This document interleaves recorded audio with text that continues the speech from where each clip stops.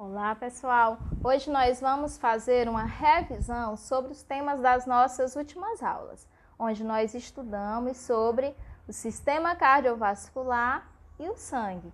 Então, nós vamos revisar para tirar possíveis dúvidas que ainda possam estar aí.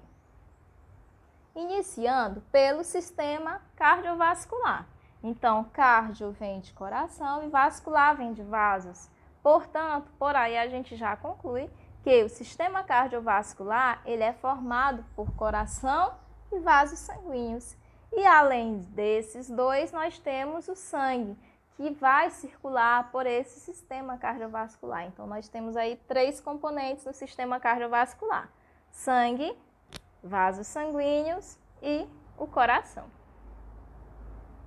Os vasos sanguíneos, nós teremos três tipos: artérias, veias e capilares sanguíneos. Durante muito tempo, se diferenciava artérias e veias por uma questão de tipo de sangue que transporta, mas lembremos que há exceções. Então, vamos verificar outras características também. Então, as artérias, elas levam sangue do coração para o tecido do corpo e se ramificam, podendo formar as arteríolas até os capilares arteriais, para que possa chegar nas pequenas regiões como as pontas dos nossos dedos, tá? Entre outras. As paredes das artérias são grossas e elásticas, formadas por uma musculatura não estriada. E assim, o sangue que circula nas artérias, ele tem uma pressão maior. Tanto é que quando a gente vai verificar a pressão arterial, o nome já diz, é PA, pressão arterial. É verificada a pressão das nossas artérias, tá? Aquela PA que o pessoal fala, a minha é 10/6, a minha é 12/8. Então, nada mais é do que a verificação da pressão arterial, pressão nas artérias. As veias fazem o inverso. Elas transportam sangue dos tecidos para o coração, tá? E aí o sangue vai circular numa pressão menor. Por isso que quando a gente vai fazer o exame de sangue, de onde é retirado o sangue? Das nossas veias, certo? Na mão, nessa região do braço, então dependendo do laboratório e da pessoa, certo? Porque algumas veias são mais visíveis, mais fáceis, entre outros fatores. Então, eles são formados por musculatura não estriada. Mas, atenção ao que eu disse lá. Não confundam, quando forem fazer a diferenciação, que a artéria transporta sangue oxigenado, já que vai levar para o corpo, e veia transporta sangue não oxigenado, porque vai levar para o coração para depois levar para o pulmão. Pois nós temos duas exceções, a artéria pulmonar e a veia pulmonar, tá? Então, a artéria pulmonar, ela carrega sangue não oxigenado e a veia pulmonar carrega sangue oxigenado, tá bom? São as duas exceções que a gente tem, então muita atenção. E lembrando que na imagem, o azul representa o sangue não oxigenado, porque ele realmente é mais escuro, e o vermelho representa o sangue oxigenado. Os capilares são vasos com diâmetro muito pequeno, como se fossem fios de cabelo, tá? Por isso o nome capilares. E aí eles são dotados de uma parede constituída apenas por uma camada de células e são extremamente importantes, porque eles chegam a esses pontinhos mais finos, né, como os olhos, ponta dos dedos, entre outros, e permitem a troca, certo? Entre os tecidos. O sangue é um tecido e o corpo de um adulto tem em média de 5 a 6 litros de sangue, tá bom?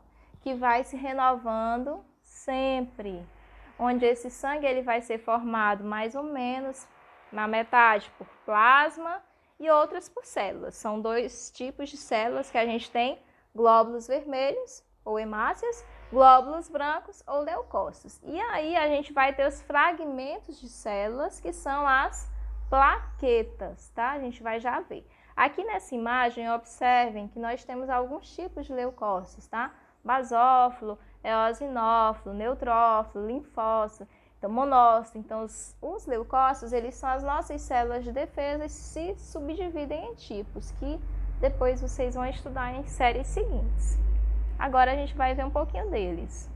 Então, o plasma, essa parte amarelinha lá embaixo, então é um líquido mais ou menos 50, 55% do volume do sangue, certo?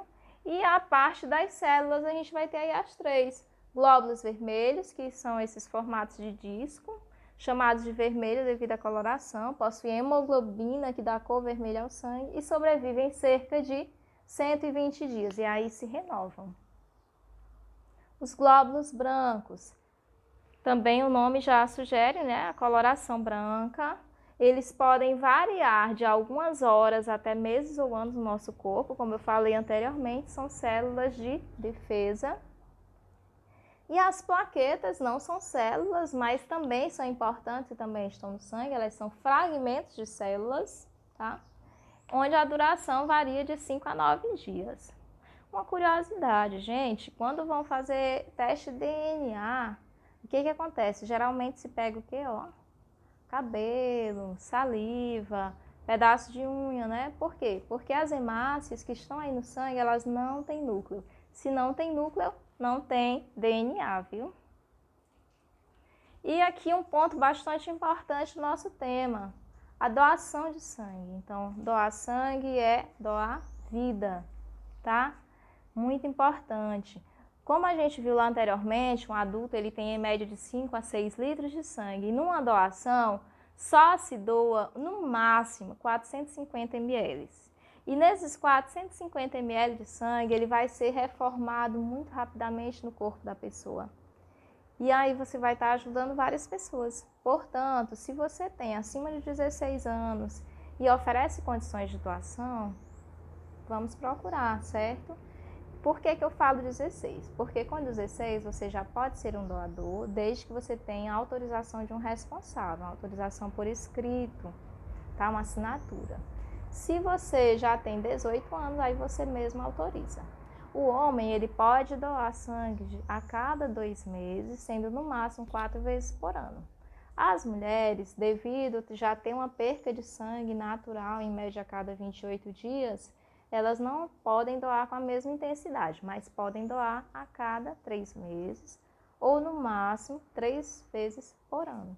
Então é muito importante que é um ato que não dói, que não faz mal, pelo contrário, só faz bem. E já que a gente está falando de sangue, está falando de circulação, está falando de sistema cardiovascular, é interessante que vocês vejam isso aí. E por aqui a gente encerra a nossa revisão e vamos estudar para poder fazer dar certo, tá? Até a próxima!